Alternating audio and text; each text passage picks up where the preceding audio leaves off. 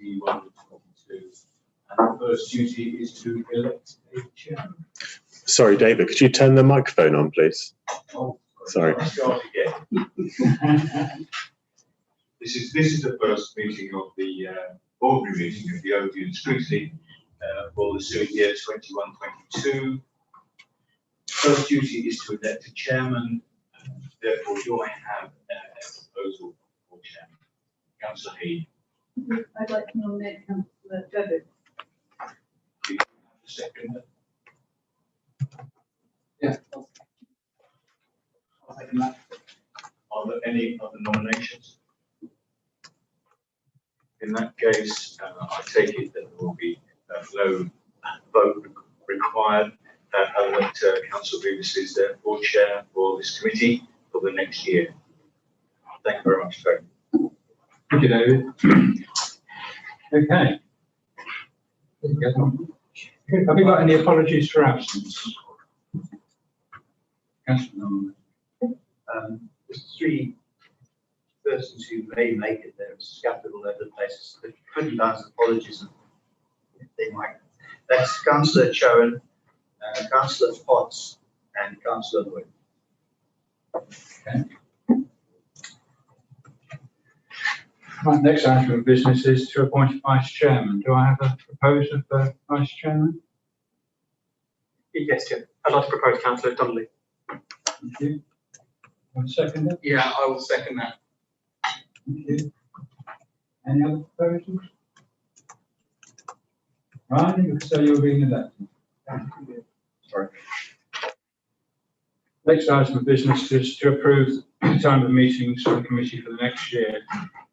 We've always met at 5:30. I haven't had any suggestions that we change that. Is that acceptable to everyone? Yeah. Good, thank you. Next item is the minutes of the last meeting. Can I approve as correct the minutes of the meeting held on the 22nd of March 2021? Thank you very much. Do I have any declarations of interest from any member? Councillor Jaff. I'm not quite sure whether I've done it before, but I think I might, or it would be appropriate to declare that I'm also a councillor at West Sussex County Council. Thank you. Very truly noted. Announcements. There was no announcements from the Chief Executive. For want of anywhere better to put this, Roger Noel was a member of the West Sussex County Council Overview and Scrutiny on Health and Adult Social Services, having been proposed by this committee. As he's now a cabinet member of our council, he can no longer continue to do that. I only received the notification of this a couple of days ago. So I think if members could think about whether they want to do it or whether they propose somebody else and notify committee services, then hopefully we can find a suitable replacement for Councillor Noel. Councillor Judd. Thank you, Chair. Am I right in thinking that the nominee for Horsham District Council sitting on that committee not necessarily has to be a member of this committee of Overview and Scrutiny? I think that's right. I'm honestly not quite sure why. I think because it's an Overview and Scrutiny committee we're nominating to, it was asked to this committee to find someone. But I don't think there's any other than that there can't be a cabinet member of Horsham District Council. Yeah. The reason I ask is that I wonder whether or not the deputy cabinet member for health or well-being, or whatever the new portfolios are now called, might be appropriate to stand on that committee for us, because they will obviously have an interest in that particular subject, rather than perhaps being one of this member of this committee. Sorry, Chairman, if I could just come in, they do have to be a member of the Overview and Scrutiny Committee to be appointed. Right. Councillor Donnelly. Yeah, just as a point of information, it's sitting on a joint West Sussex Scrutiny Committee, and these can be very valuable in the learning process of members, because you're sitting with members from other scrutiny committees, from the other district councils, etc., and you can network and gain information, get an understanding of what's been done in other places. The one I know I sat on, which I really found very interesting several years ago, and I'll probably come back to this in the future, is on the Citizens Advice Bureau remuneration, whatever you call it. We pay, I think, Jan, correctly, over 90,000 a year to Citizens Advice Bureau to do work that if they didn't do it, we would have to do it ourselves, and probably would be employing, off the top of my head, 2-3 officers, which would cost us 90,000 anyway. And of course, Citizens Advice Bureau has special skills and experience and knowledge that we don't necessarily have. But that was quite a good one as well, meeting with the others from scrutiny committees throughout West Sussex. And we discovered that, we're not alone in this world. Everybody has the same problems, maybe not enough money. So, yeah, particularly if somebody wants to get a bit of exposure to broader matters, it would be good to get on it. Thank you, Chair. Thank you, Councillor Donnelly. Well, I think if members care to mull it over before the next meeting, hopefully someone might have put themselves forward. Otherwise, we might have to try twisting a few arms. Sorry, I should have also said a welcome to Councillor Boffey, who's joined us, having just been recently elected in a by-election, and Councillor Platt has joined us, replacing Councillor Croker. I would welcome Councillor Chan, but he's not here. So.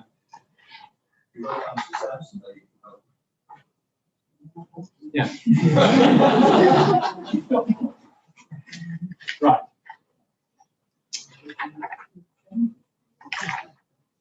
Item 8, overview and scrutiny annual report.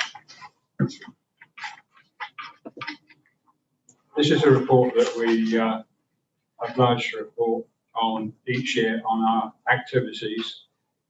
I hope members have had a chance to read it and check that it conforms to what we've done. I take the one exception about membership from James, but other than that, has anyone got any comments they want to make on this report?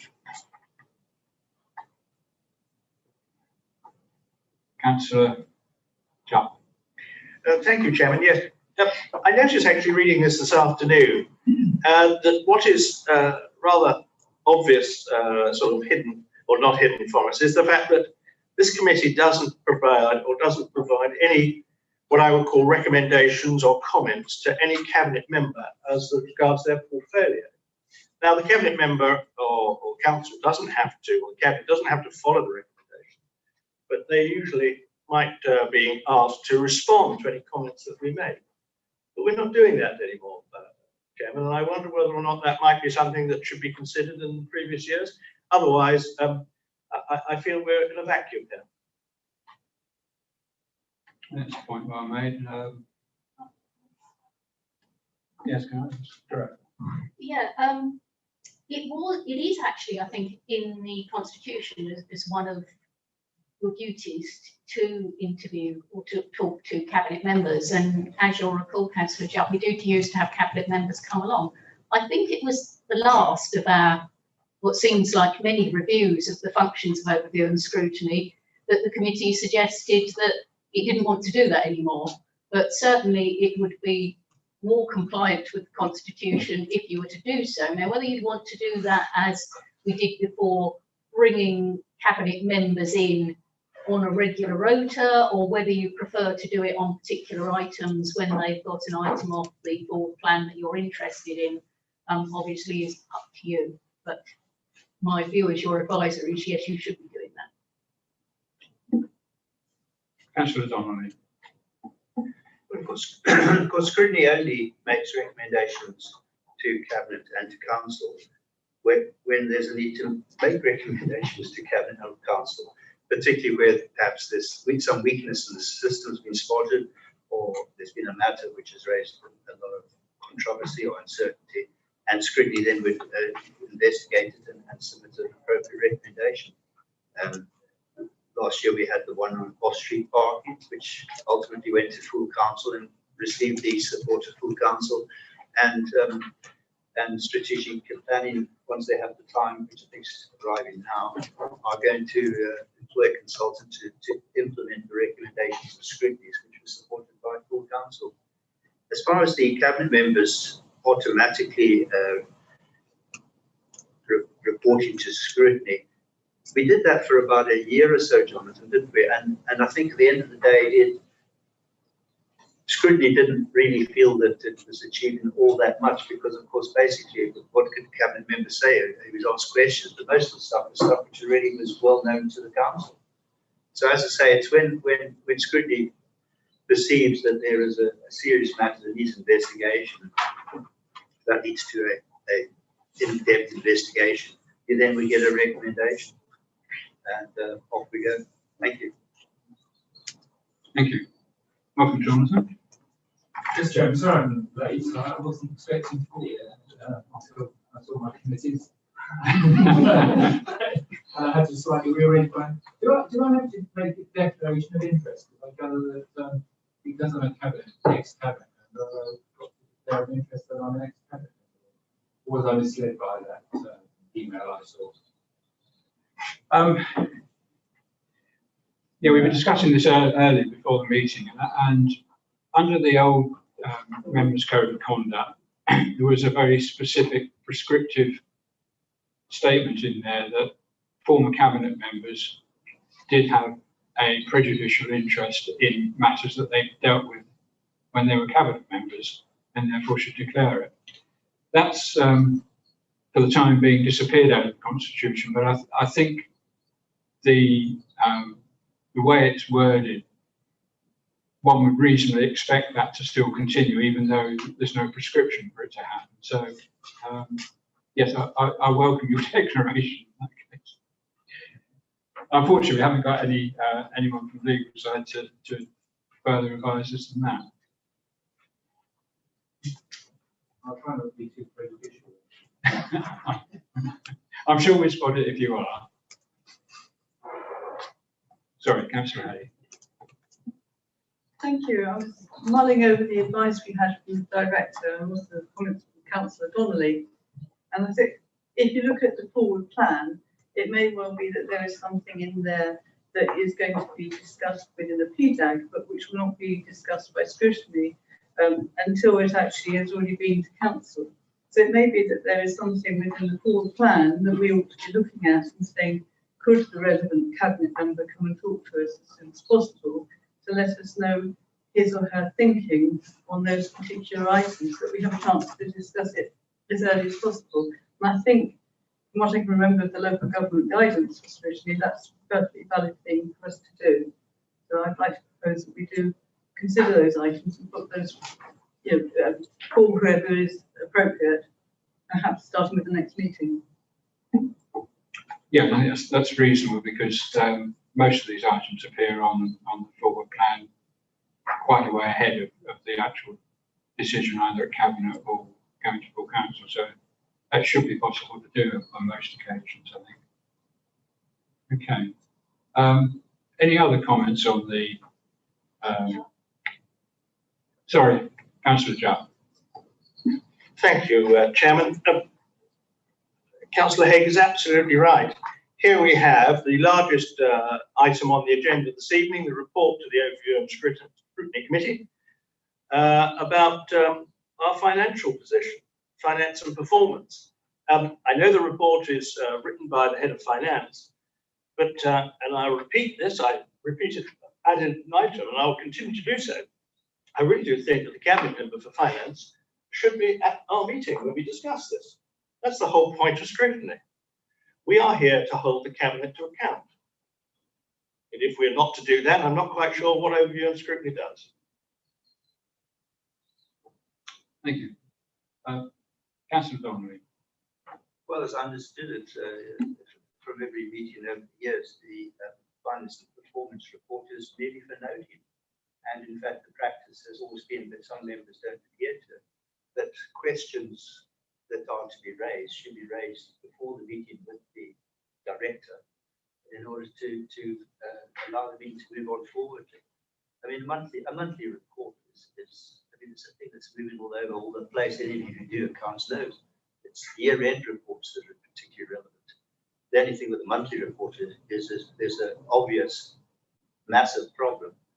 It would show there, and then that might be cause for debate. But I mean, we had agreement under Leonard Crosby as well that, you know, unless there's something really serious, it's just a report for noting. Thank you. Councillor Hay. Can I come back on that? Actually, the report before us this evening is the report for the outturn for the year, not just a monthly report. And I think it would have been a nice gesture if the Cabinet Member for Finance had turned up to come and help present the results.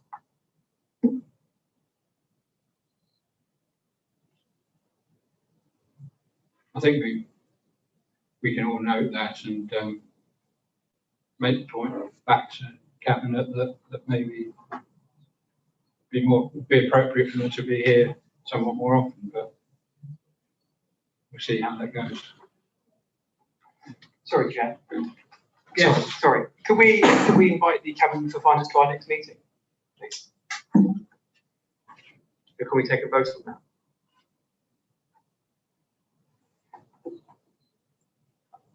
I don't see the reason for. I think we can invite the Cabinet Member for Finance to the next meeting. I don't, unless anyone's got any strong objections to. Councillor Chan.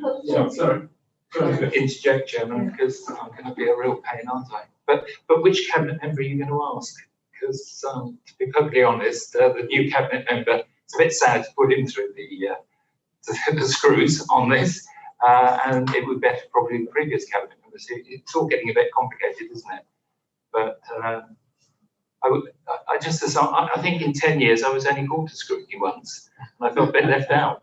And I was quite happy to have come, but I don't know who we could ask. So that it gets a bit complicated, and also it's all a new cabinet and everything, and I think everybody's learning the ropes. So maybe it's we make a note that when this comes, it's quite useful. Please may I come back? Please may I come back, Chair? Yes, sorry. I think with the new cabinet, it's a perfectly good time to restart scrutiny and properly scrutinise the new cabinet members. And so for that reason, I'd like Richard Hanley, you as Cabinet for Finance, to come to the next meeting. Sorry, Jane, you were going to say something before I interjected. Sorry, I was just thinking, would it be better for Councillor Landrieu to come when we have the Q1 report, which would be the quarter which he was responsible for, rather than the year-end report of a previous cabinet, which he wasn't even a member of. So he would have to go back and learn the whole year where he wasn't responsible to talk to you about something that he wasn't involved with. Whereas if he came with the Q1 report, which I think will be coming in September, he could talk about something that he'd been with all the way through and would have a more detailed understanding of. It was just a thought. Very sensible, Chairman, I think. Councillor Donnelly. Scrutiny has the power to call not just any cabinet member, as Councillor Jock was saying, but anybody, you know, from anywhere in Sussex. We had one of the famous ones was railways. Almost impossible to get into anything. They sent 3 senior people along, and in actual fact, this was quite a few years ago, they were superb. They gave us unlimited time, and it was very valuable. And at the end of it, we just thought, thank God we don't work for the railways. Really, really very hard. Scrutiny has colossal powers to call it. That's quite correct. But I think the compromise solution that the directors made does make a lot of sense, because Richard's just going to say, I'm blaming that guy who was there last year, Jonathan for that, and you know what I mean. So you can't blame the guy last year. Legal. But I think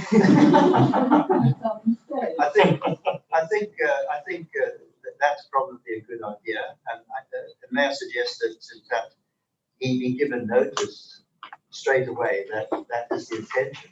There may be other cabinet members that members wish to call in at some stage, maybe for the next meeting, which could be raised.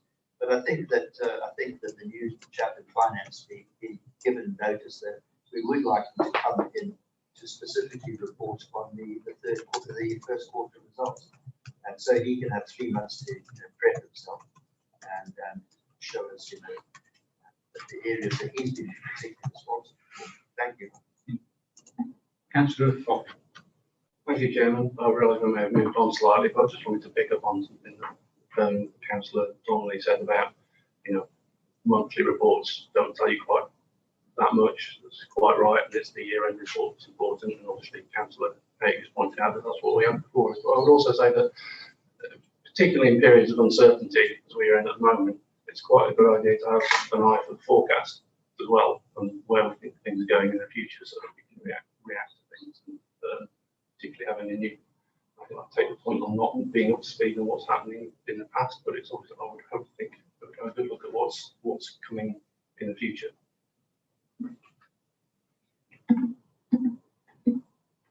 Councillor Green. Thank you. And Jane, I think your suggestion is a very sensible one with the quarter one report in September. With that in mind, I think there was a suggestion about Richard wouldn't be responsible for the finances that he hadn't had a chance to get up to speed on. So how about we get the former leader of the council to answer questions on the finance performance review, the report for 2021 at our next meeting. Former finance. Former leader and former cabinet member. Point of information, Chairman, it would be Paul Clark who took over that portfolio, I think, in the last 12 months.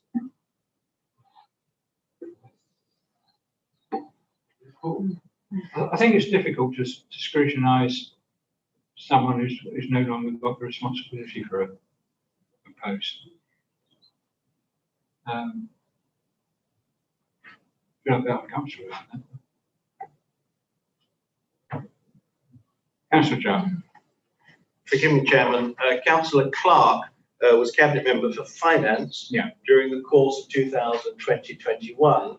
And if we were going to look at this particular report, it takes us, I think, up to the end of March, during which case Councillor Clark was in station. I'm sure he will not have forgotten all that he came across and experienced during the course of the previous months, and will be able to help us with any questions that we may have on the report. Okay, if that's what you want, then let's do it. Ask him to come to the next meeting and discuss it. So, are there any points that people wish to raise on this report at this meeting, not having cabinet member present? Is the view now that we don't discuss this until next time? Or that we just talk about something and talk about it all over again?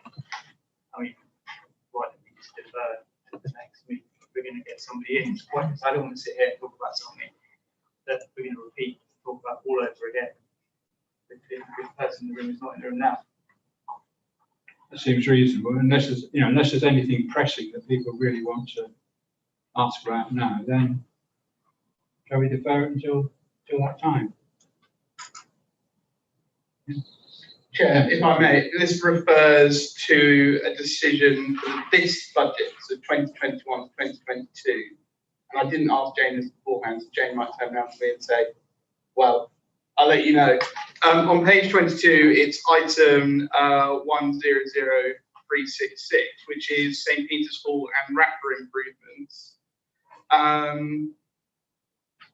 just wondered what that relates to, because that's not an insubstantial amount of money. And do we own St. Peter's Hall? And wrapper are the yes, which I thought disbanded, or is that? Yes, so they're coming back. It's just the name of the hall. Right, okay. It's in the needle. Well, council can answer all these questions, but I should. I will leave. So the declaration. The declaration. But actually, Council passed a motion to provide this money the other day. If you attended the council, you would have voted. You probably voted for it. I actually wasn't there. Well, so that was in that paper. Thank you, Nigel. No, Jane, there is no need for a question then. I thoroughly embarrassed myself in front of the ex-cabinet member. Thank you, Councillor. Sorry, Councillor Jack. Thank you. Just one question on the account, which might be of interest to our residents. If I take you to page 23, Appendix D, and we look at the reserves.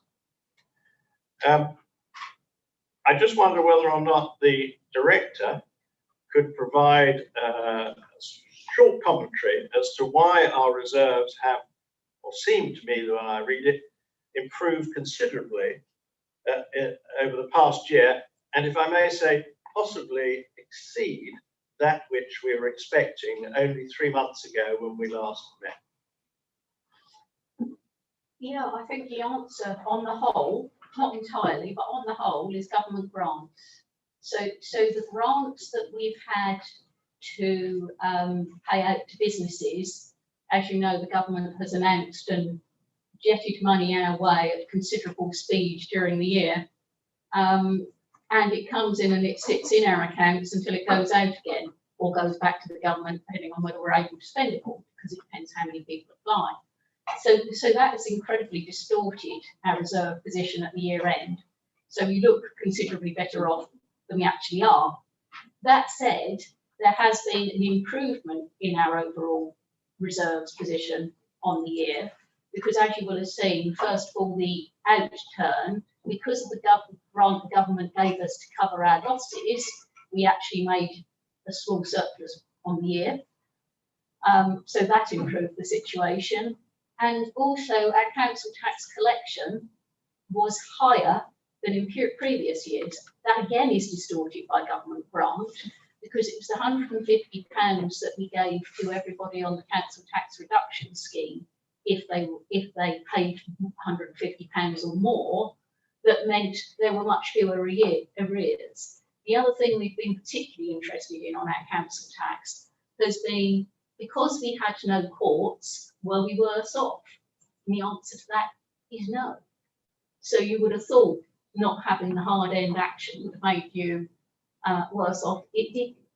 And that's probably because of the softer recovery work that we've been doing during the year.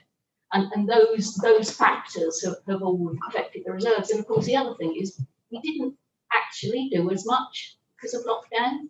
So we took some money, we took some projects out of the capital programme that we didn't do at all. As ever, some of the ones that we said we were going to do, we didn't. So the whole position is distorted, mostly by government grant, but there are some other factors in there that have made it that we are coming out of the year better than we went into it. Thank you. I thought that may be the case. May I ask a supplementary question? In the light of these, shall we say, unusual events, whereby we've been fortunate to receive certain grants which we haven't yet spent, does this make any difference to your medium-term finance forecasts?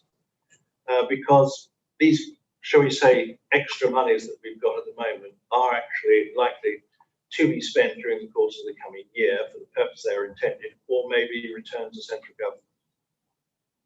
That's correct. They'll either be spent or they'll be handed back by the end of the current year, much of it. However, because we are slightly better, it means the buffer we've got for any transition is slightly stronger than it was. I think I was speaking to you informally the other day, Councillor Jupp, and I said a big problem at the moment is we don't know what the government is going to do about business rate reform and fair funding, and I'm sure you found exactly the same problem at county. We know if business rate reform and fair funding go forward in the way they were consulted on, we will be worse off.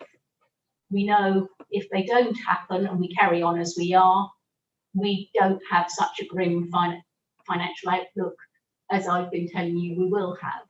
The government has postponed this a number of times. The news in the magazines last week was the government say, oh yes, they may do it on the 1st of April 22. Or then again, it may be the 1st of April 23. But when you get to 4 or 5 years on from a consultation and you haven't implemented, I'm beginning to find it hard to believe some of this will go ahead without further consultation. But I don't know.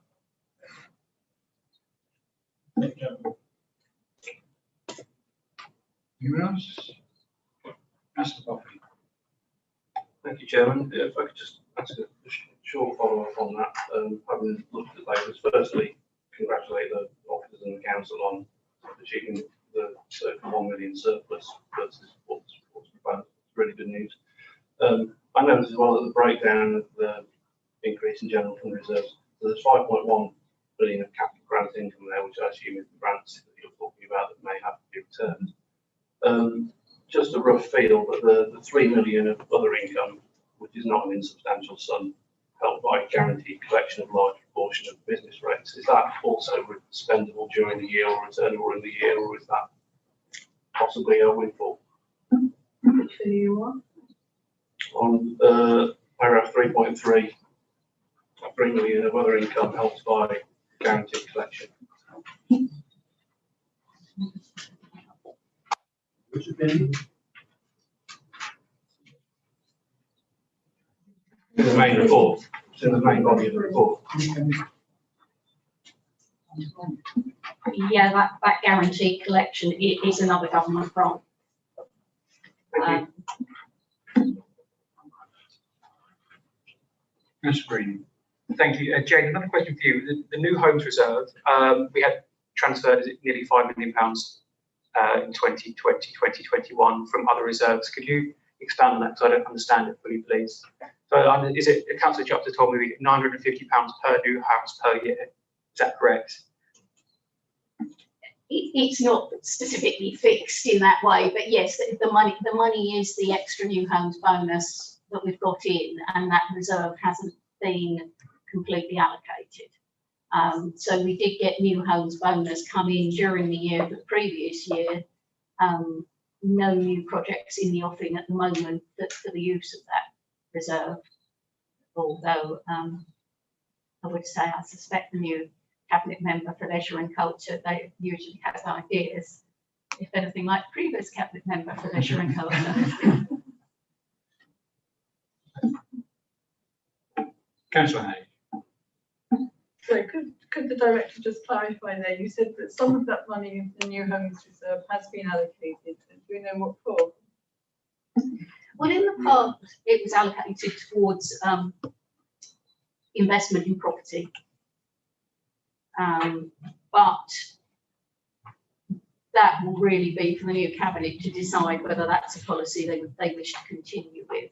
I'm loath to say anything about the new cabinet yet, because I haven't actually met them as a cabinet yet, so I don't know what they will want to do.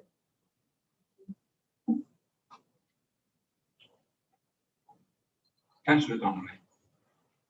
I think we mustn't forget that all councils like ourselves are really under the cosh.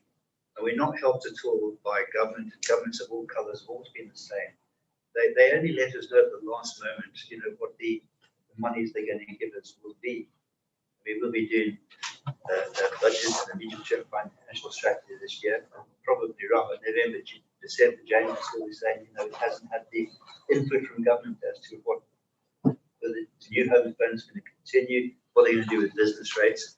And, you know, they can bring back again that stupid freeze on council tax. It's exceptionally difficult. And therefore, we must never fail to forget that there are real and present dangers to some of our fantastic assets in this council. If we don't get the monies in from wherever, if there's a third lockdown, God forbid, and that has such a huge impact on the leisure facilities and the parking facilities, sort of millions in revenue then disappear. We're then at risk, and as I said before, but it's not a scare story, it's a reality. We've struggled to keep things like the Capitol and the museum open. If we have to have developments, we have to use our opportunities to maximize capital from various sources. But as I say, mustn't forget that there's a real and present danger that and all councils are the same. So it's exceptionally difficult. Thank you. Thank you, Councillor Donnelly. Is that everyone? Finish with that report? Noted. Okay. Agenda item 10 is our work programme.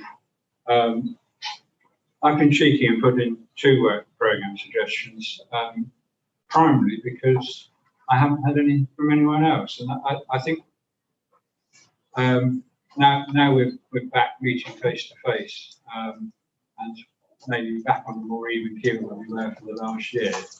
I think it's important that we start convening these task and finish groups and look at items that we think are important, that we think may give the town, the district, sorry, some benefits. So I put these two forward. I hope you'll agree to set up a task and finish. I hope that neither of them are going to take an inordinate amount of work to complete, but there we are. So the first one is to look at crematoria provision around Horsham. We obviously don't have a crematorium in Horsham, so all of our residents have to use neighbouring crematorium. My concern, well, I've got several concerns. One is that the whole of the southeast is growing. There is an increasing pressure on these sort of facility. Our residents, I think, are having to wait longer and longer in normal times to use these sorts of facilities. And I wonder whether there is the need for more capacity in our part of the world generally. So that's one thing.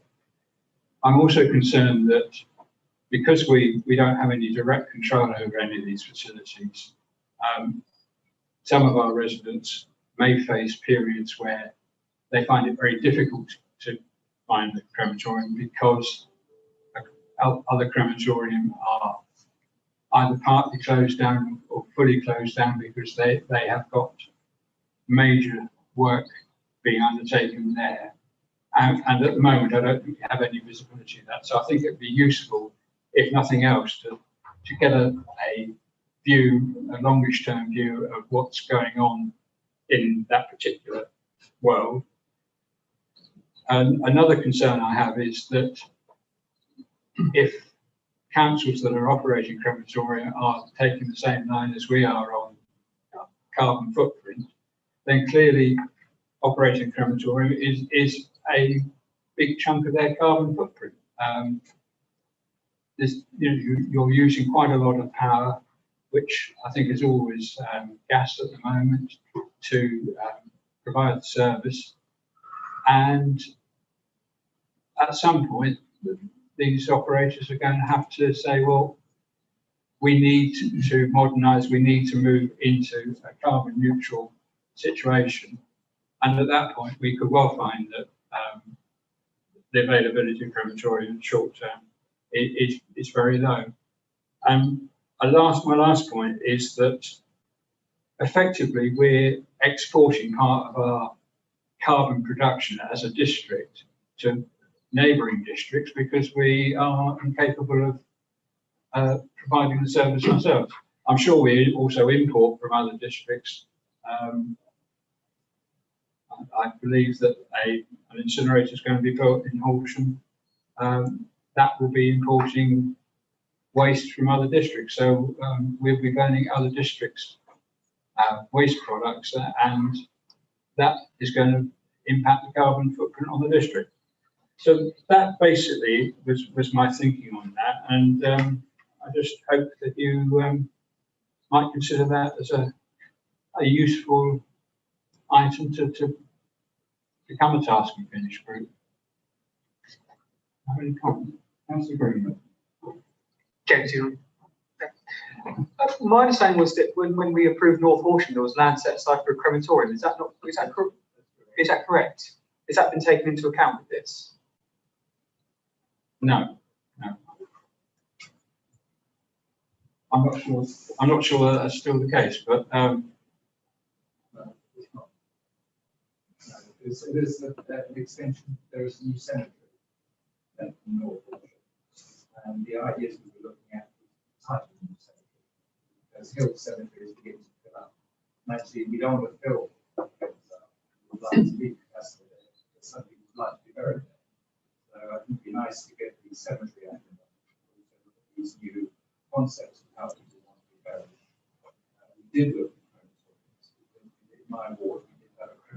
planning application.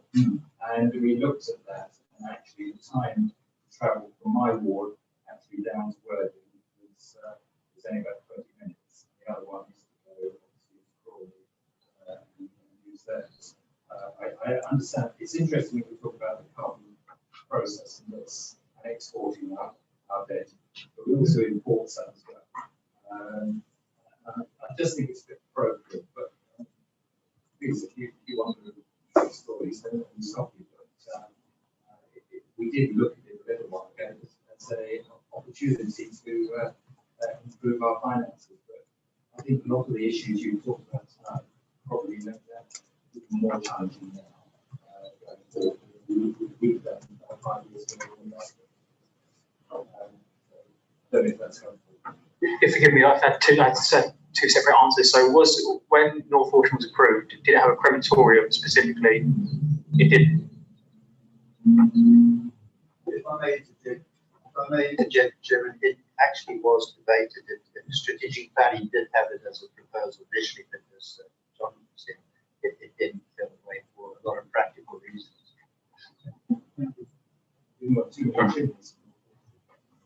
Yeah, sorry. Thank you, Chairman. I think Jonathan's gone through the problems they had in North. In the South, I sat on the planning committee which discussed this at length. It was turned down by the South, and it went to appeal and it was turned down again. I made some notes at the time which I'll read to you. I'm sorry for they're a bit uncomfortable, some of the words I'm actually.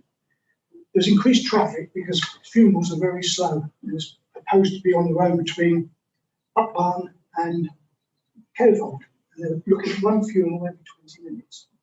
If they went up to a 2-burner situation, there was one every 10 minutes. There was actually no need, as a guy from the inspector said, in this area because we were covered by Worthing and Crawley. There was also a lot of words from people who had a much greener agenda than possibly us. They were going to use a prodigious amount of gas with potentially 2 and 3 burners. It wasn't a green option. There's also a question about odour. The neighbours didn't want it in their area, so we had this huge backlash from neighbours to these burners. And of course, the last one is devaluation of local properties. So I've taken those notes exactly from the planning, and again, it's turned down by the inspector. Thank you. Obviously, I'm not proposing that we look at any particular site. It's more the principle of whether there is a need for a crematorium within the bounds of Horsham district, wherever that might be. I take the point that yes, the funerals do cause traffic congestion, although around the crematorium at Worthing, very minimal, I would have said. I go up and down that road pretty regularly. And, it's a matter, that would be a matter for location, yeah. That's right. Tony, I'm a bit confused. You said that the result of this may be some costs and a recommendation to council about building our own crematorium. Our crematorium is not provided by the private sector. Why should the council run its own crematorium? Surely if there's a need for it in the district, a business will pop up and bring a planning application. Why is this something that as a council we should be looking at providing? Mainly because we're a burial authority, I think. Forgive my ignorance, but I mean, do all councils own crematoriums and run their own crematoriums? No, but all councils have a responsibility for ensuring that there are adequate means of disposing of. Quite, but there are in Worthing and the local area. I'm just not sure. I'm not sure what we're going to get out of this period of work, which admittedly costs us time in terms of this committee because we will be involved in this, but also officer time involved in supporting a project that really probably is best left to the private sector and strategic planning, because I mean ultimately it's going to sit with them, not us. Councillor Poppy. Thank you, Chairman. I don't pretend to know in this immediate area of the situation, but I've had the misfortune to go to quite a number of funerals at local authority owned crematorium, so they do exist. It's not that common, although it was considerably north of here. And while I don't have a clear view on whether this is something we should or shouldn't pursue, I think what we would get out of it would be to be rather better informed than we are at the moment. Councillor Sanders. Sorry. Mighty, Probably someone objecting to back bar. yeah. Don't ask me that. Let's talk about that next. The point I was going to make actually is, might it be wise to wait for a view from one of the officers about whether this is something that they feel is worthwhile and indeed slightly past any planning before we start? So I presume that would be Barbara. Be asked her view as to whether there is a lack of capacity, whether she feels that if the work was done and recommended we did something, that it was likely to happen anyway. Otherwise, we're just sort of wasting our time, frankly. So I think we should ask Barbara, or someone like Barbara, whether she feels that this is a valuable project first. And if it is, then bring it on. If it's not, then don't do it. Maybe we should ask them to look at another way rather than crematorium to dispose of bodies. But if you'd like, I'd like to propose that we widen the scope of this, then open to that. Yes. Mr. Chairman, I've listened a lot to what everybody has to say. I was in the area board and I never found any problems with the crematorium involved in it. It worked wonderful, it was excellent, and everybody was happy with it. And they still are. And I think it's a good idea that we should introduce one motion as soon as we can. Thank you. Councillor Jack. Thank you, Chair. Illuminating conversations or discussions. Can I just ask a few questions? I don't think that I've ever seen a letter in the local paper, for instance, or any petition for looking for a new crematorium in this particular district, but I don't have total knowledge. Other people might say that. So I'm not quite sure there's the demand from our residents for this particular aspect. Secondly, if there was, it would be, I assume, included in the draft local plan that is now being formulated and is soon to emerge, and it would have some provision for this particular demand from our residents. I do sit on the planning PDAG. I've never heard of anything on there yet to do with crematorium. I do know, however, why I had a few years sitting alongside Jonathan when he was involved as a cabinet member, and we had a very pleasant fish and chip supper at Hill's crematorium, and I can remember Jonathan telling me that we were getting short of space there.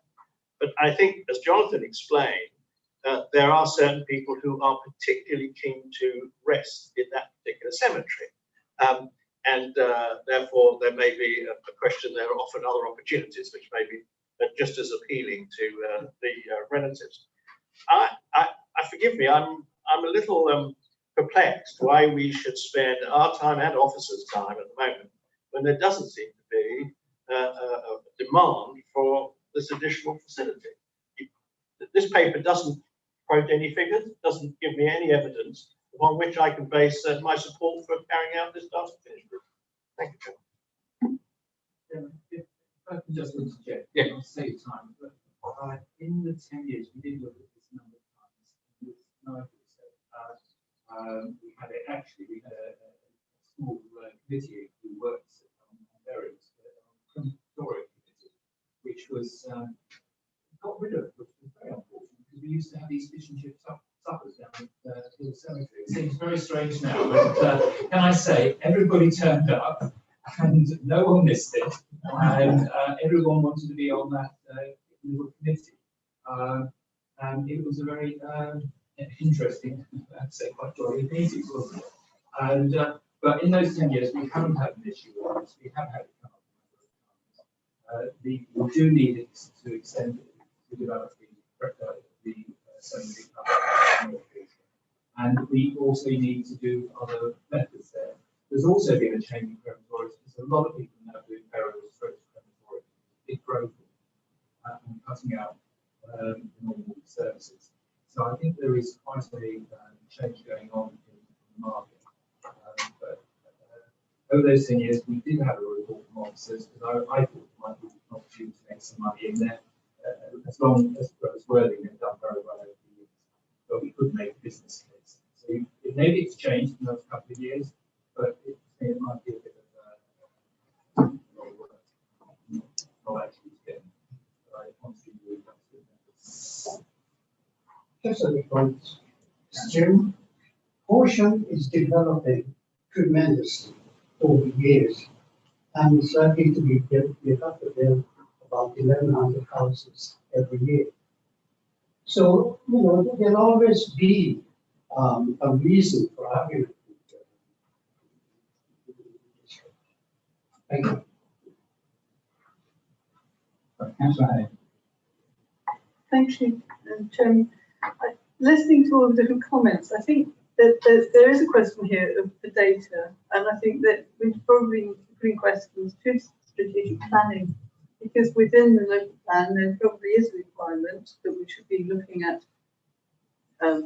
disposal of body space, whether that's crematorium or cemeteries, and it may be that they have got that piece of work done, but we don't know of it. So that would be the first item on an agenda to have with strategic planning, say what is the situation, do we have anywhere identified?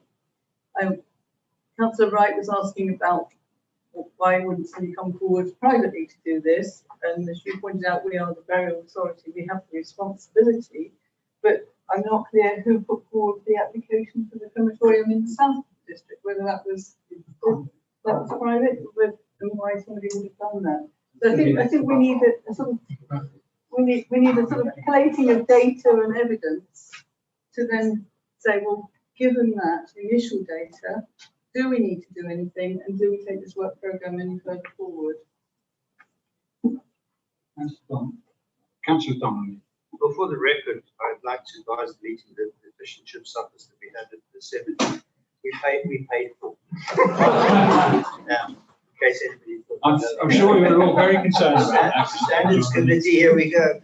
I think Councillor Haig is right.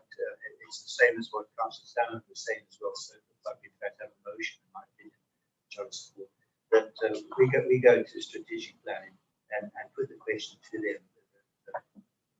What are there any grounds for it? What rationale do they have? What data do they have? Etc. Etc. And that then perhaps would give us cause to set the task and finish group. I think, as has been said, I think we probably should go to strategic planning in the first instance and see what they come back to us on. You may deem it worthwhile for strategic planning to come and speak to us about it, but I sort of would leave that to you. But I think the question is, as Councillor Hager said, let's put to strategic planning and see what they come up with. Thank you. Well, thank you for various comments about strategic planning. I think that is probably the way forward, and let's listen to the experts, and if they think that there is more work to be done, then this may well be the route to take it. So I'm quite happy to not push this forward as a task and finish group at this time, but to talk to strategic or ask strategic planners to talk to us, and so we have an understanding of what the situation is on the ground. Thank you very much for your input on that. Okay, moving on. I apologise if I'm hogging this, but I think I did right for everyone asked for their ideas. So having sort of parked crematorium for the time being, maybe there is an opportunity for another task and finish suggestion. My second thing was something that I saw in the press a little while ago about what Utrecht are doing with trying to green their city. And again, it's very open, I think they said it. It's really to say, yes, we understand there's this sort of big sort of rewilding and greening of the countryside, But I think there is also an opportunity to be more targeted in town areas to provide additional greening, additional micro intervention to try and improve the quality of the environment. And it just seemed to me that what Utrecht were doing was an interesting concept. They're clearly quite advanced. They are really greening their city big time. And if we could find out more from them about what they're doing and look at whether anything that's being done there is applicable to our town. And I know Horsham is quite green as towns go, but you can't have too much green these days, I'm sure. Councillor Pratt would agree with that. So that was really a very open suggestion. There's not a lot of meat there, I'm afraid, but it seemed like a worthwhile initiative to be looking at and seeing whether we can harvest some useful low-hanging fruit from it.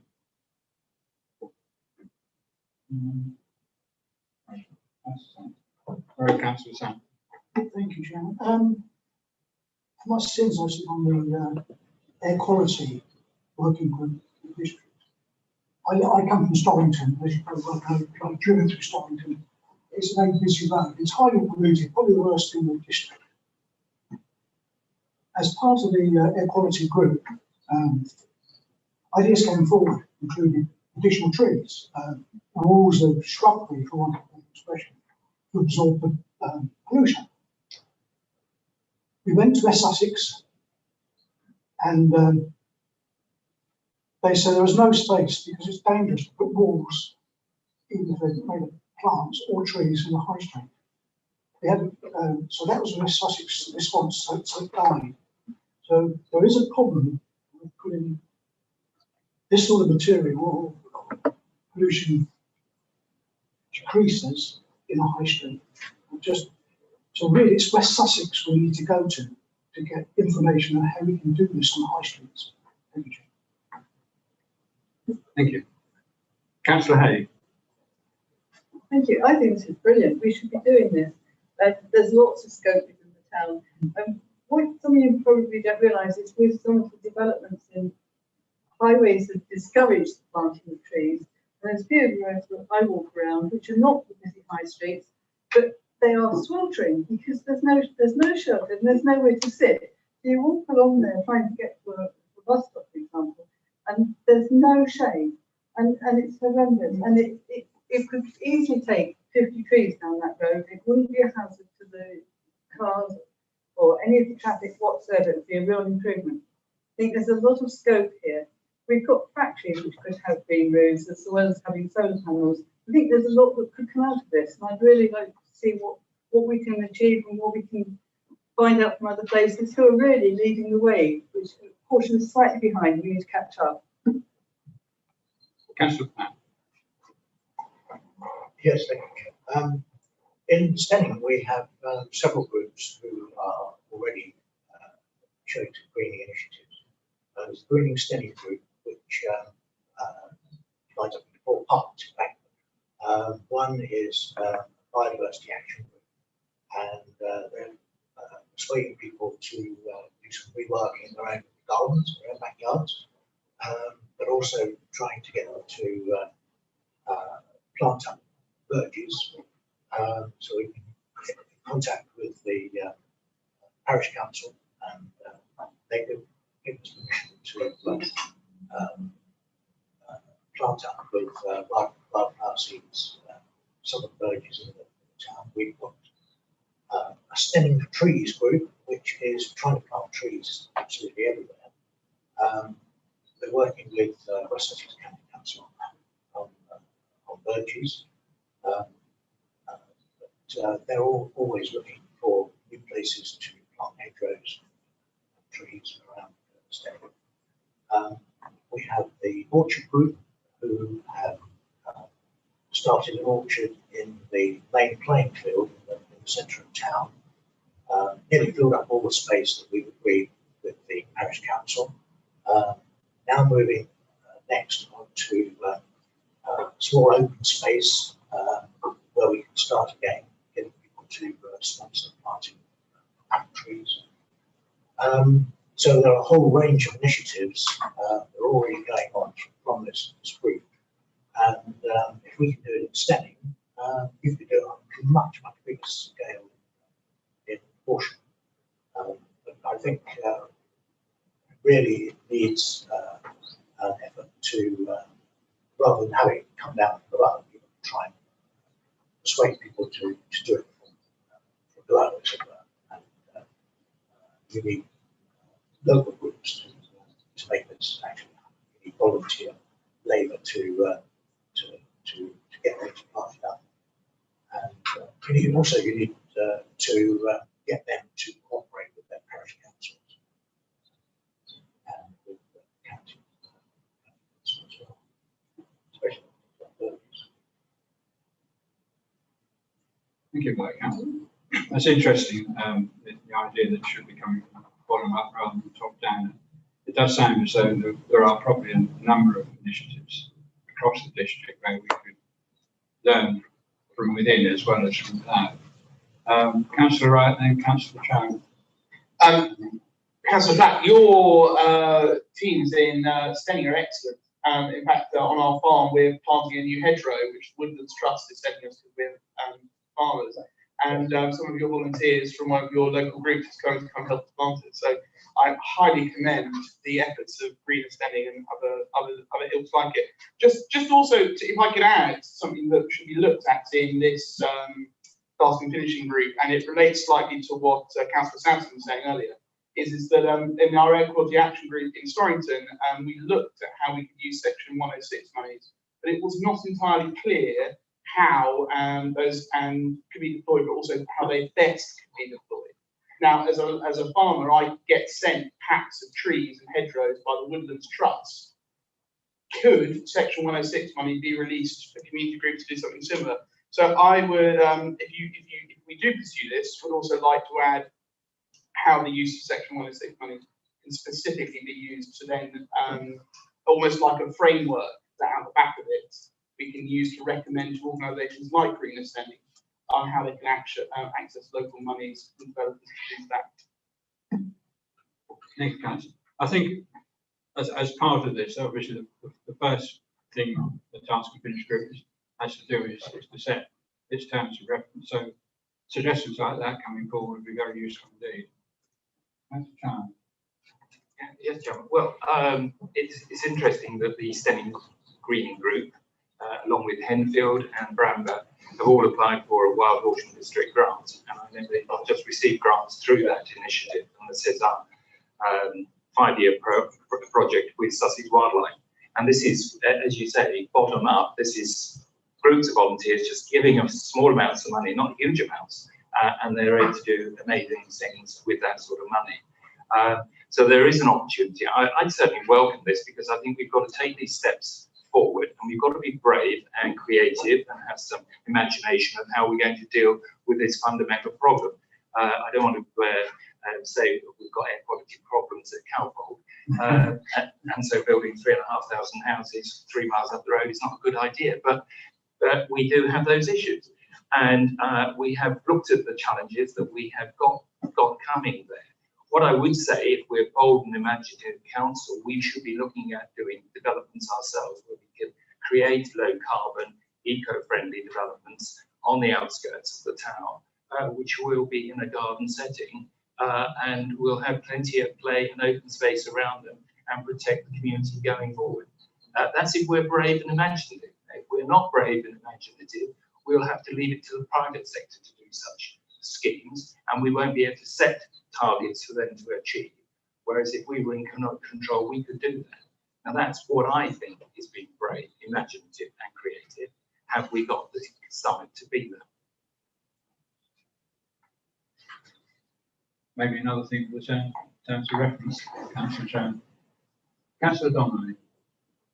I always get nervous when Councillor Chowan uses the word brave and imaginative. I usually see the dollar signs flying around, but he's done some good work in that area. Just a point of correction to start with. In the middle of your paper, you said it's part of its recognition of a climate emergency. Horsham is also. Horsham didn't recognise a climate emergency per se. I can't quite remember the wording in the. So there is one. There is one, but well, there was a climate problem somewhere. They didn't quite use stuff. Anyway, like Declare an emergency, but we know that there is one. I think we don't need to really go visit that at the moment, do we? I think that it's not a good idea in here. Straight away, Councillor Hay was talking about leafy pavement. Yes, even though I worked all my life in the Middle East and Africa, I don't enjoy the sun too much, and so I enjoy trees, etc. In fact, coming down from the south down to my son today from Kitchener's Park, it's a terrible road for those who use it, but it's a dirt road. But it's very leafy and it's very attractive and very nice and pleasant and also very, very cool. Councillor Sanson made some points about trees along the streets and stuff like that, or in planters. Of course, one of the problems I think a lot of councils do face with trees, particularly those older trees in pavements, near houses, etc. The roots push up pavements, and the roots also, of course, risk the properties. But I think that's something that a modern planting scenario would take into consideration.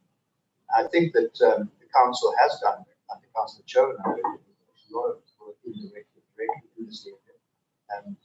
So I certainly think that tied in with anything we do here should be discussed with the director and Chalmers in respect to what work they've really been doing.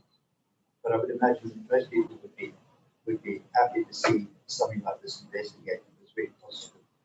I think that Councillor White made a mention about Section 106 money. Just a small general point. Section 106 money, I think, is normally always specifically aimed at certain areas. It's for highways, it's for schools, it's for community.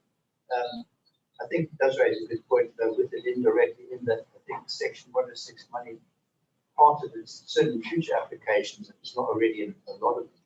I think they should be, and this could be what the class and could come up with, that some Section 106 money should be highlighted for this type of work that you're proposing in the paper. Or some money for that matter. Thank you. Thank you, Councillor Ryan. Councillor Lottie. Thank you, Chair. Just to pick up on what Councillor Donald was saying there, again, mentioned it at the end, but the SIL regime is obviously coming, and that's not just funds that are held by the district council for spending, but there's also a parish element to SIL, which is 15%, and parishes which have a major plan in place get 25% of the SIL to spend. And I believe, well, I could be wrong, but there is a little bit more flexibility about how the parish element of SIL can be spent rather than there is around the district council. So it's also pretty tight. It's pretty tied up, but I'll take what I can get. There's a little bit more there, so just something to note for the. Councillor Allen, Councillor Sanson. Yeah, thank you, Chairman. I think one of the sort of aspects of this which hasn't really been mentioned so far is how we can really green up our urban areas. So, for example, where we are at the moment, there's not much greenery. And if you look at one of the articles that Councillor Beavis has linked into his report, there's great scope there to really green up some of the buildings which are being converted to youth development. I think it would really improve the street scene as well. I think that shouldn't be overlooked. Thank you. Thank you, Chairman. Pick on what Councillor Hay was saying, can we get some clarification from West Sussex County Council where we can and can't plant trees, bushes and shrubs? Because we've run into their machinations in Stockton year on year, and it's starting to be gone through. And picking up county house still money for this. So could we get somebody from West Sussex Highways to come and talk to us? We certainly try, yes. Hang on. Councillor John. Thank you, Chair. Interesting discussions this evening. Again, if I can refer back to the local plan from what are we putting in our local plan for these particular measures? If I look at the last few lines on page 53, when you talk about high quality housing building and other initiatives, to my mind, these should all be matters that are recognised in our local plan, and they may involve density levels of development. Because if you want more green space and you want more car parking, your density levels are going to have to be reduced, I'm afraid. You can't accommodate everything unless you're going to build tower blocks with greening on the side of the walls. Councillor Chown, of course, is a well-known advocate of these particular initiatives, and we have to pay due respect to him for all the work that he put into that. We did also notice coded comments about Rookwood just now, about Horsham Council taking on development. Yeah, Jonathan, you knew that as well as I did. And Bath, of course, so we don't worry about that. But I think the local plan, now, if this is to be the case, does this mean that the local plan has to be delayed while we wait for the results of the task to finish group?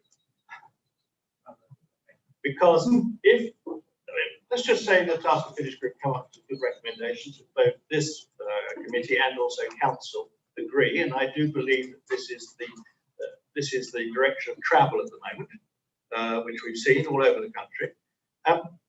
We mustn't miss the opportunity to legislate for this or to provide the parameters for future developments. Whatever happens in the future, we will have new developments, new estates being built. And these sort of, what I would call core principles, should be included in there, and we should not be bamboozled by developers in claiming for financial reasons that they can't do them. And we have to be quite firm about this if we're going to move forward. And secondly, can I suggest that you invite the Cabinet member for the Environment, Philip Circus, to have a task and finish group, because I'm sure he'll have something to say on that. You may not like it, but he'll have something to say. Your last suggestion is excellent, Councillor Jones. Councillor Donnelly. I think what Councillor Jones said that is actually a very important key point. Councillor Allen raised this as well. It brings back to section 1.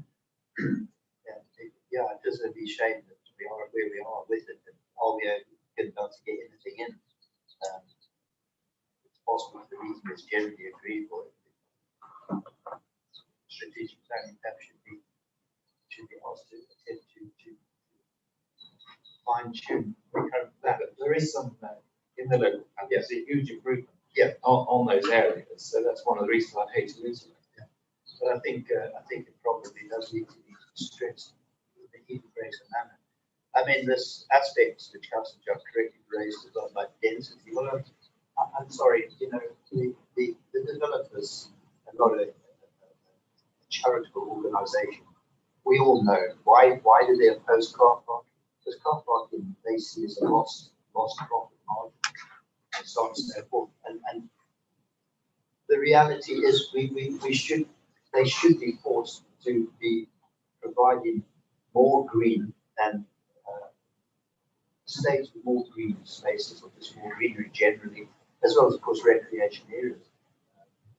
My son lives in Brisbane, and it's quite astonishing the number of recreation areas they have. Okay, it's a younger country, you could argue that being able to, and it's a bigger that you can't use this.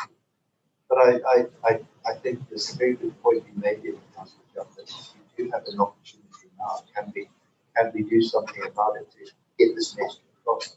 And that in fact section 1 of Central Soil money should be specifically, certain amounts should be specifically earmarked for this type of work. The section 1 of Central Soil is a legal matter, and that's why you can't just cherry pick out of those money to agree with them before they sign off. Thank you. Sorry, Councillor Hay. Thank you. I certainly do take this just to mean new development, which quite a few seem to be referring to. This is as much about looking after our existing environment, which is probably 80–90% of the district, and what can we do to improve the air quality and the environment in those places. I would see this feeding maybe into not this local plan, but the next local plan after that, but also into our corporate plan and achieving some of those objectives. Councillor Thank you, Chairman. I agree with Councillor Haig on that. I'm all for having stringent policies in the local plan. If we can achieve that quickly, then great. But I fear that the next local plan process will be upon us with grim predictability, and also on the micro level, a number of neighbourhood plans will need to be reviewed following the local plan process coming in. So that I'm sure it's any work that we can do from interesting evidence base for them and some of their deliberations as well. Yeah. Sorry, Councillor Pratt. Yes, I can follow all the arguments about ensuring this goes into the district plan and local plans, but I think we shouldn't overlook the fact that there is an awful lot that can be done now by encouraging voluntary groups like greening stemming. I know there are other groups in other communities in the district, and there are lots of things that we can do with the buildings and the structures that we've got at the moment. And I think that should be an important focus of this. We can start doing things today and not wait for planning processes to go through. Okay. Seems to be a bit more appetite for this than cemeteries and crematoriums.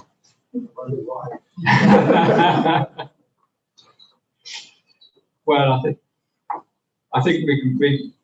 This affects us now. The other thing affects us in the future. You'd rather not think about it too much, maybe. Can I suggest that we do set up a task and finish group to look at this, and that interested members contact community services to express their interest, and we convene an initial meeting in the not too distant future to set up some terms of reference, structure and a plan and move forward. If that's acceptable. Thank you very much. Right, last, this is, as you will remember, this was a work suggestion from a member of the public, Mr. Michael Dyson, which we discussed at our last committee, and we received some legal advice.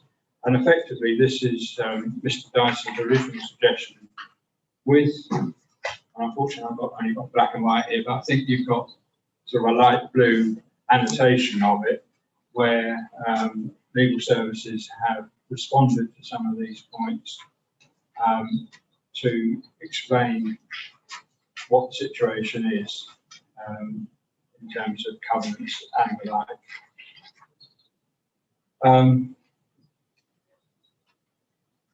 Has anyone got any comments they wish to make about this, or are we content to note these comments and this then forms part of our record? Any comments? Councillor John. Thank you, Chairman. Yes, it is good to read the comments from our legal officer, our monitoring officer, especially to see them in the written form. As you will remember, we held an informal meeting a few weeks ago, at which we received this advice verbally. And at the time, I requested that it be submitted in the written form so that members could have the opportunity to study it at their leisure, not have to take notes as we were talked about, spoken to. At the time, I believe there was the thought that the Chief Executive would not allow these written statements or confirmation to be made available to members. And I believe that you did meet with the Chief Executive on that. And I'm therefore pleased to see that you persuaded him that this record could be made available to the members. Most of it is quite of no real consequence at all, and no sensitivity in my opinion. And I'm pleased that the Chief Executive changed his mind. Can I just one point is that on the question of the first, second and third land, there's no description of what those parcels of land comprise in this statement, with particular reference to the school or potential school being built on what I describe as the north site, north of the Warren Road, which we saw plans for. Am I right in thinking that that is the first land or the second land or the third land? Are you able to confirm that?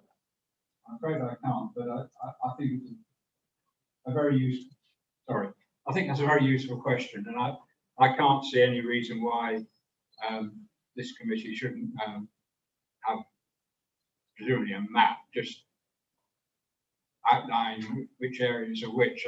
I think it's a little bit academic, but it would finish the point off entirely. So it was the subject of certain correspondence in the local paper about the various parcels of land. So clarification, I think, would be very helpful. Thank you, John. Any other? Councillor Ryan. Thank you, Chair. I'm really happy to accept your report from the beginning, which is that we note this, we've had an exempt session, I feel like there's no further discussion required, and we shall move on. I'll take that as a proposal and do just that then. Thank you very much. Oh, sorry, Councillor Bobby. Thank you, Chairman. Apologies for my ignorance on this, but I'm obviously new. But you had an exempt session meeting and we are noting this. So does that mean essentially that will there be a task force before they're not?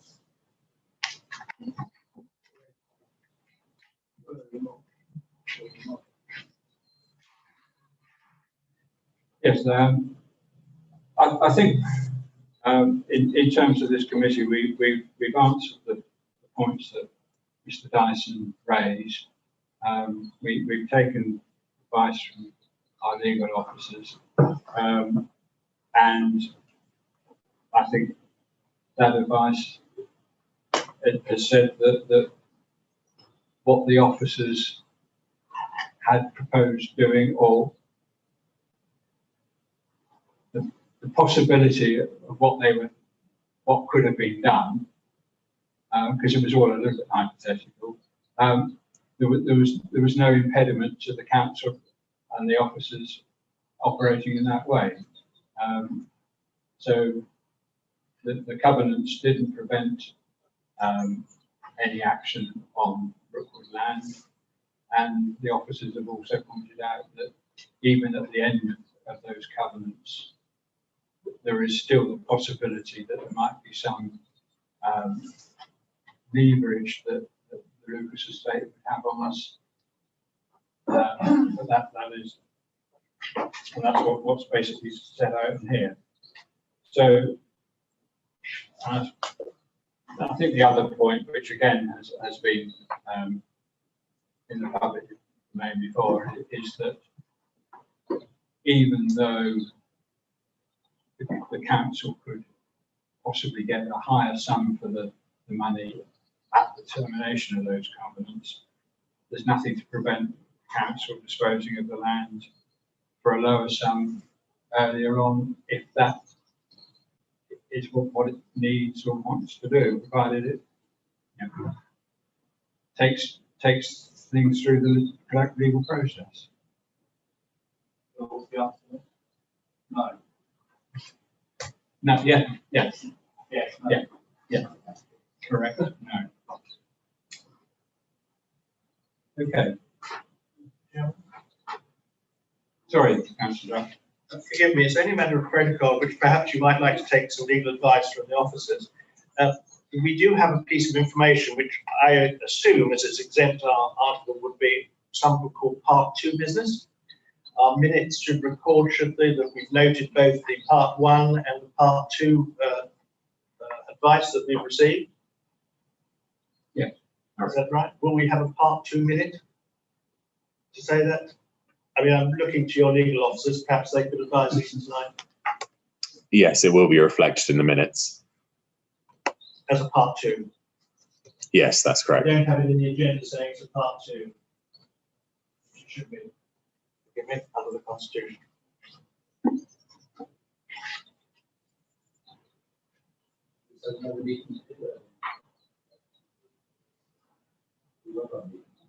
No need to have a meeting, it's just a question of protocol. I'm sure the officers will document it. You've seen the part 2 paper and. Yeah, so sorry, Councillor. We're going to discuss it. We're going to discuss it before we move into executive session. Try and avoid it. Councillor Green. Well, I'd like to ask a question on the exempt restricted page 65, but should we do that when would it be appropriate to do that? I don't want to be a pain, but I would like to ask a question on it.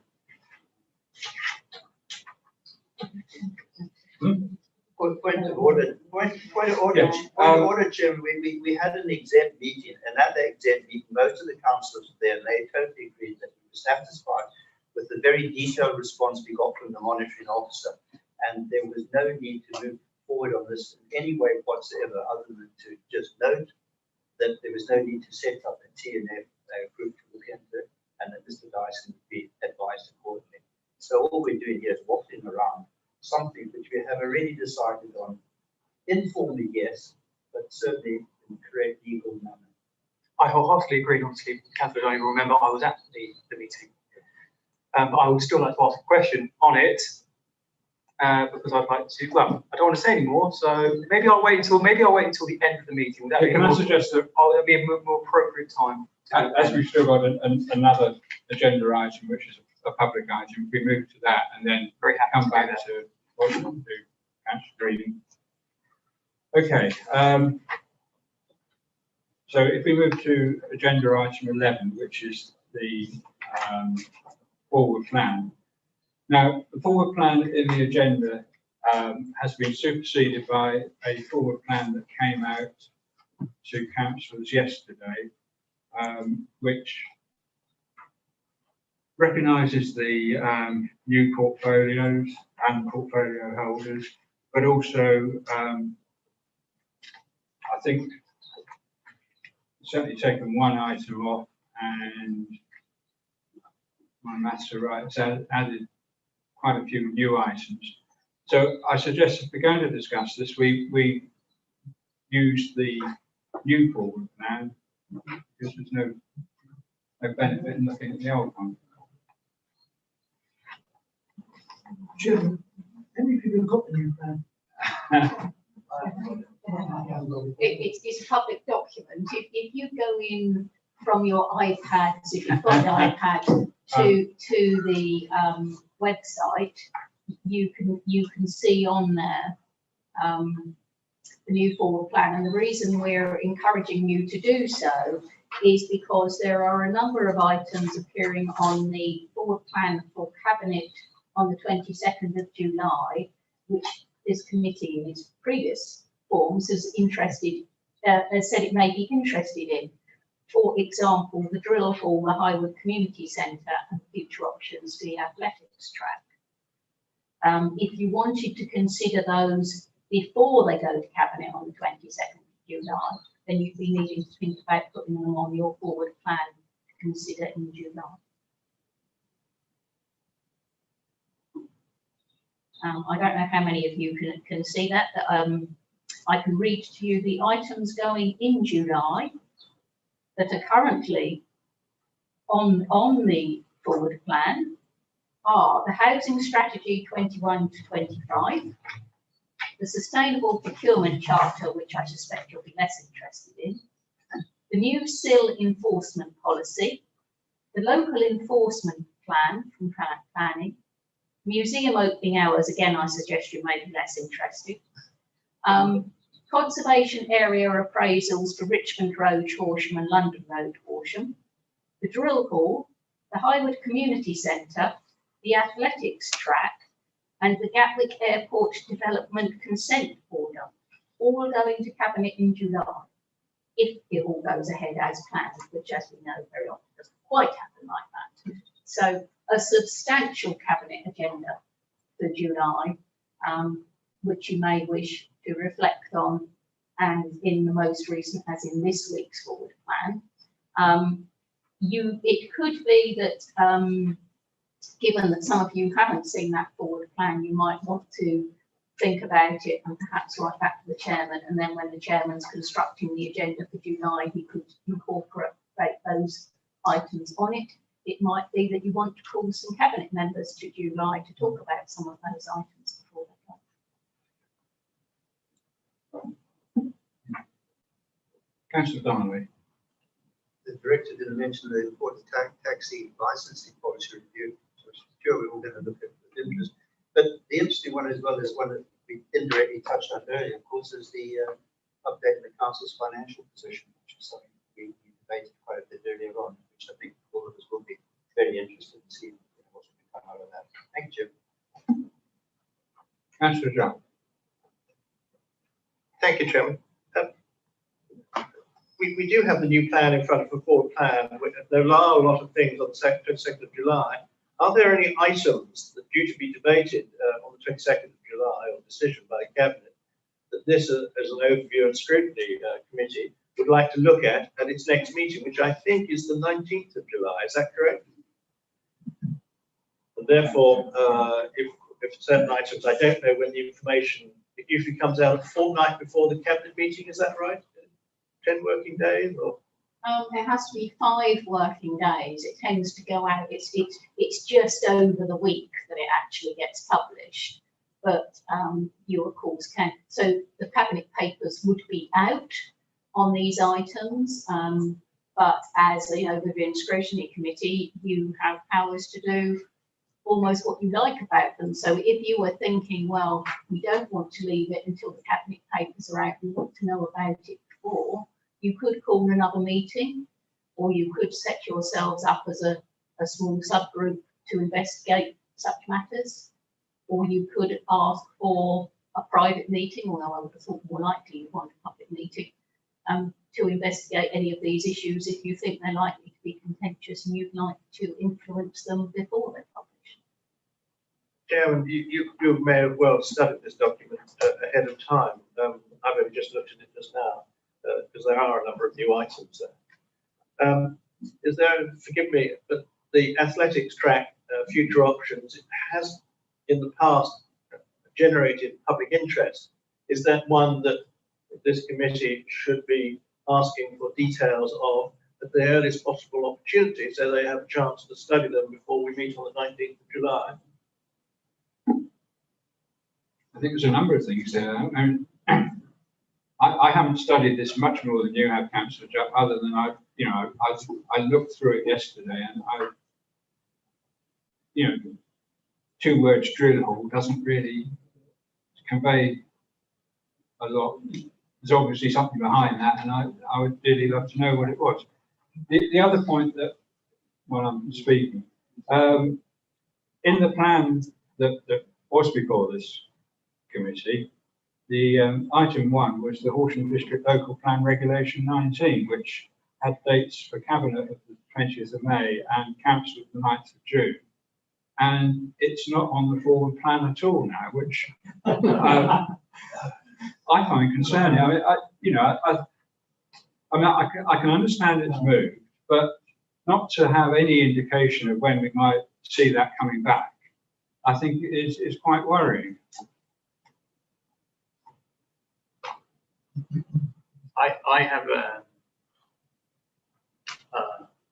vested interest in the athletics track, simply because the Christ Hospital track is under appeal, and I've been involved in conversations with quite a few people about the Broadbridge Heath track and how it may impact on Christ Hospital. So although I have particular interest in that, I suspect I can't ask the question.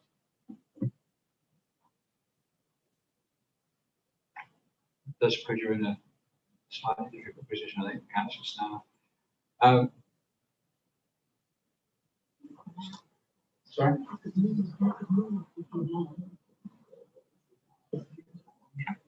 Yes, just me suggesting. Chairman, a point of information, the running track Christ Hospital is going to be approved, which was agreed at the previous there's an appeal, and there was all sorts of financial problems that emerging for the council on the challenges, and those who were that was a problem last a couple of North Planning Committee meetings. It was agreed, so that is how The suggestion has been made that it might benefit us all if we could move the July meeting earlier in the month, and then we'd have the papers that are going to cabinet, and we'd have a better opportunity to discuss them ahead of that cabinet meeting. And is that, I know, you know, we're approaching holiday season, whatever that means this year, but it does seem an option. Councillor Boffey and then Councillor Clark. Thank you, Chairman.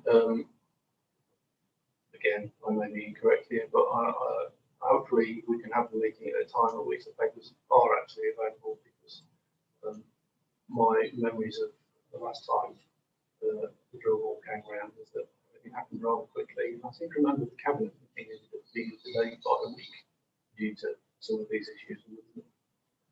We want to see the perception of a rush again on that issue. Okay, Councillor Clark. Chairman, I think we're in the hands of the executive with regard to when the information is produced by council or cabinet members and the officers. So may I suggest that the 19th is within the 5-day period that the Director of Resources has confirmed to us. But if you make the meeting, shall we say, the week before, there's no statutory requirement on cabinet and officers producing us or providing the reports to us to consider at that stage. So we're sort of cleft in a stick, really, Yeah.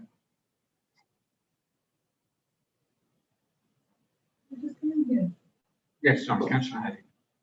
I was just thinking that some of these reports would be going to the PDAC in quite advance of the cabinet as well, so they will be available. That's true. I mean, this group would be very excited to hear that the taxi licensing paper has already been to the PDAC. We've seen it. It's fascinating.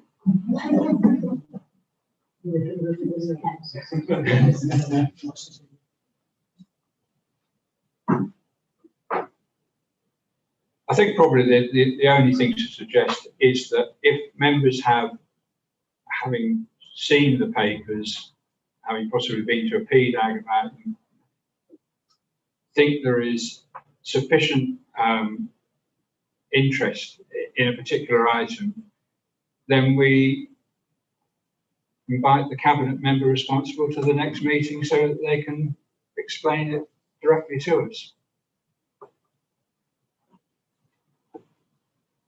I think that would be a good idea. I think if we're going to have, is it the drill hall coming in July?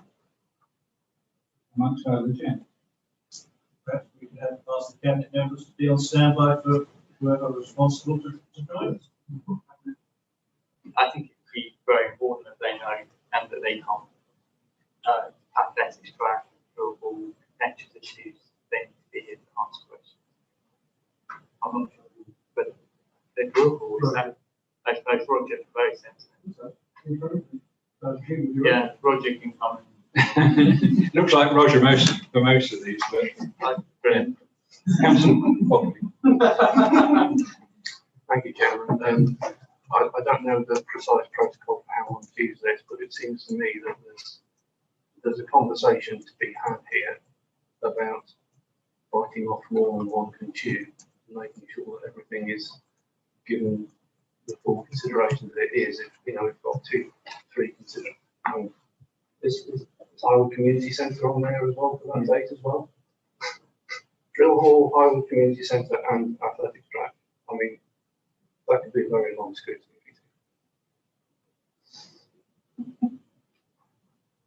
meeting. Well, one would hope there's also going to be a long cabinet meeting, if they're going to consider it in detail. But I mean, that seems to me that we don't have the information in front of us immediately. There's obviously in at least some of those items, there's going to be some contentious issues. And I think if we can invite the appropriate cabinet member to come and explain and be grilled by us as to what's going on, then I think that's what we should be doing as an Overview Scrutiny Committee. Thank you. The director did say that we could call an additional meeting. Could we perhaps pencil in one for early July, in addition to the one on the 19th of July, so that we can then consider all these matters and give them due attention? If we don't need the meeting, we can always cancel it, but it would help to have it in diaries so that we can all be prepared to go through these carefully.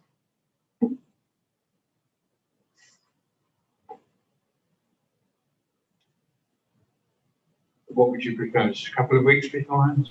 5th of July, something like that? It have to be reasonable. Okay, well, can we? Chair, sorry, if we're having the leader, the former member of finance at our next meeting, and Roger Noel, maybe it would be better to split what we're doing rather than bringing two cabinet members along. Maybe we do one on one and one on the other. I think so, yeah. Yeah. You could get Paul in on the 5th, because that's, and then get Roger in the 19th, and get some dominoes.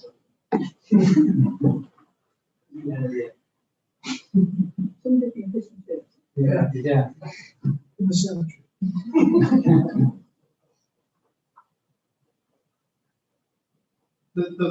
Sorry, Chair, does that need to be a motion or that decision?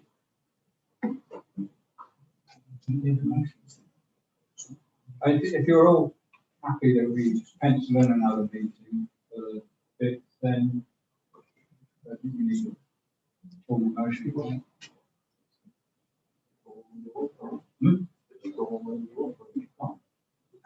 Okay.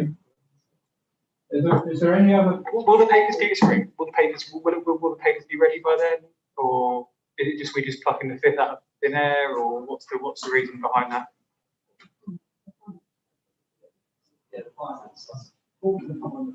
Yeah, so basically we can get Paul in to discuss what we're going to discuss tonight on the 5th, and we can do Roger when the papers are ready on the 19th.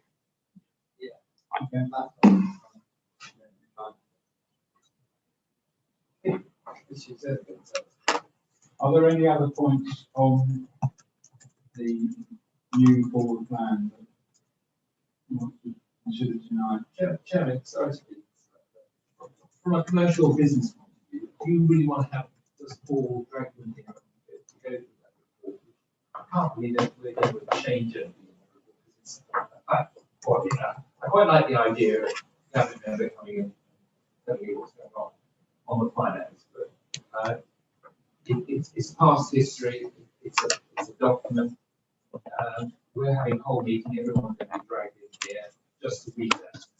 Read the document. Ask us these questions. Is that really what we want to do with your time? I can see the following meeting is going to confuse you, but I just wonder whether is that really what we want to do with everybody's time, officers yourself? I think if we're having the leader of the council here, he can come and talk to us about his vision for the council for the next couple of years. And it would be a good opportunity to ask him questions and for him to explain his thinking. That sounds a lot more productive. I think we want to look at the finance, but I think that, yes, it would be useful to hear what the leader's vision is.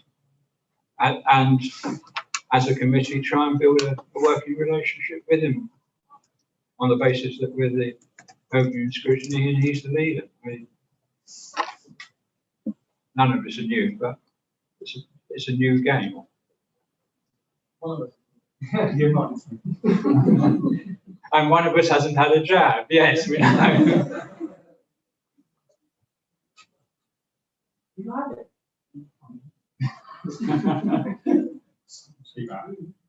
Okay, so I must admit, I'm still a little concerned that we have this missing local plan, it is not showing at all on the cabinet forward plan. That does worry me that having had the opportunity to produce a new forward plan, that it's not there even. I mean, this forward plan goes forward to 23rd of September. It's at the other end of summer, and when's it going to happen? And personally, I think normally there's an opportunity for ONS at the cabinet meeting. Unfortunately, I'll be away for the cabinet meeting, but I just think that a note from this committee expressing concern. I'd like to have a note from this committee expressing concern that that item of business is not got a date against it now. I don't know what other people feel. Councillor Jones. I agree with you. If that is the view of this committee, then that should be part of our regular report to Cabinet or Council. As I said, we don't seem to have many reports to Council, and this, you may well like to make that point. Councillor Wright, then Councillor Donnelly. Chair, if I may, I might not be on the forward plan because instead of putting a date on the forward plan and having to move it back, the intention is to leave it till there is a plan to consider at that time. So I wouldn't say that the intention is that it's not on the agenda till September. It's just that there isn't a date. It could be, in the next couple of weeks. We will see from the new cabinet who are meeting for the first time on Thursday.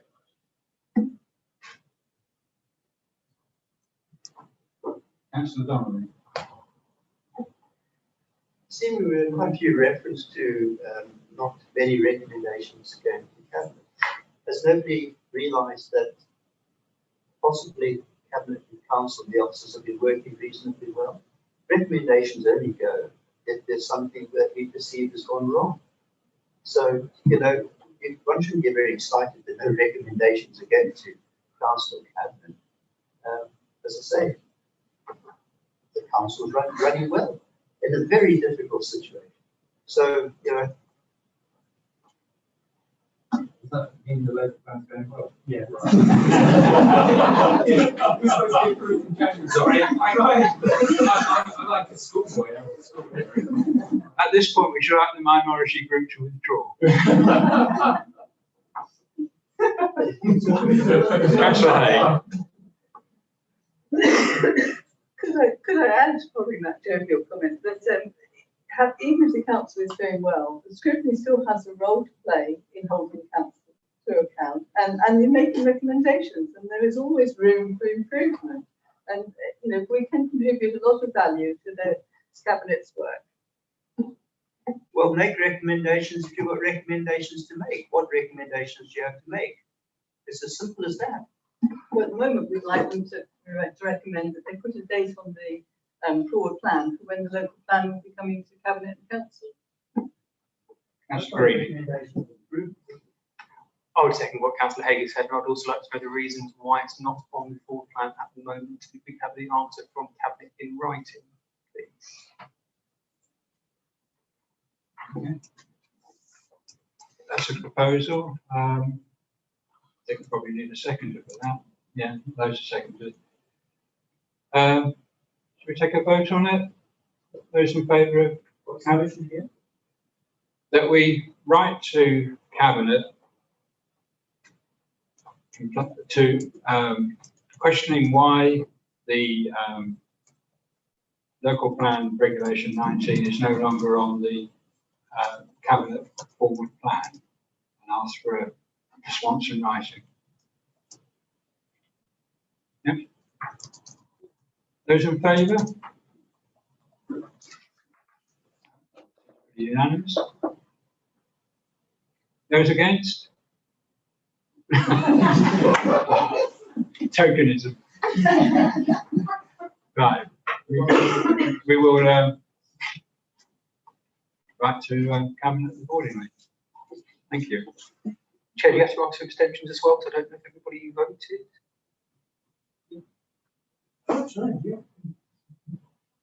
Do we have to do that? Democratic Services looking behind. Yes, she did. Can you ask for abstentions as well? Just on And sorry, abstentions. I want it to be correct. I don't want it to be done. I was swamped by a sea of hands. I didn't notice you were on hand. Apologies. Okay. At this point, I think we're going to move into exempt session to finish off the business on Mr. Dyson's work plan. So I move that under section 100A of the Local Government Act 1972, the press and public be excluded from the meeting for the following item of business on the grounds that they involve likely disclosure of exempt information as defined in Part 1 of Schedule 12A, the Local Government Act 1972, by virtue of paragraph 5. And the item is the task and finish proposal from Mr. Dyson. Can I just ask